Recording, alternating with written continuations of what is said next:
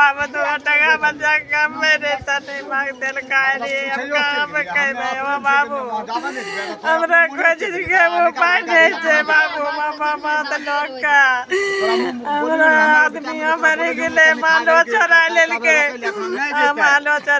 ना बेटो के ला लेलके हम की करिए बाबू बाबू आप कौन है?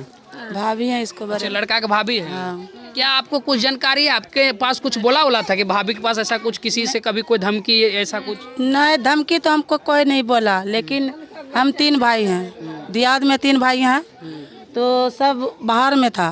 एक छोटा जो देवर है वो वहाँ रहता था। 2 महिला सोए हुए थे। जिस टाइम घटना हुआ कोई हमको वहाँ से जनतब नहीं दिया कि ऐसा तुम्हारा देवर को घटना हो गया। तो वहाँ से वो बचिए किया अस्पताल में, जब ले गया उसको तो वहाँ पर वो बोला कि हमको गोली लग गया भाभी, सो हम नहीं बचेंगे। तो यहाँ से मतलब दोनों जेठानी गए वहाँ देखने के लिए।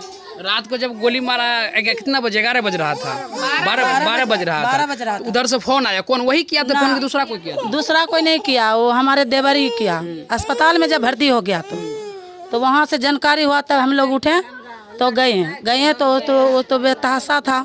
उसको क्या गोली लगा था? गोली मतलब 2 मारा था तो एक गोली मतलब नहीं लगा, एक गोली उसको लग गया। कहाँ लगा था? पंजरा में। पंजरा से वो पार नहीं हुआ, पेट में रह गया। पेट के मतलब जितने उसका मशीन है सब रद्द हो गया। तब हम लोग बेकार के गार्जियन तो नहीं था मेरा, तो हम लोग दोनों गोतनी मिल करके और गांव समाज में चंदा उठा करके जितना सके भैया वो देवर में लगाए तो फिर भी महसूस नहीं हुआ मेरा देवर चला गया दुनिया से। हाँ, लेकिन चला गया तो इस तरीका नहीं होना चाहिए। अपराधियों को पकड़िए आप लोग खोज के, हाँ पूरे कोशिश करिए, छानबीन करिए, क्योंकि ऐसा एक घर में हुआ कल दूसरा घर में भी हो सकता है।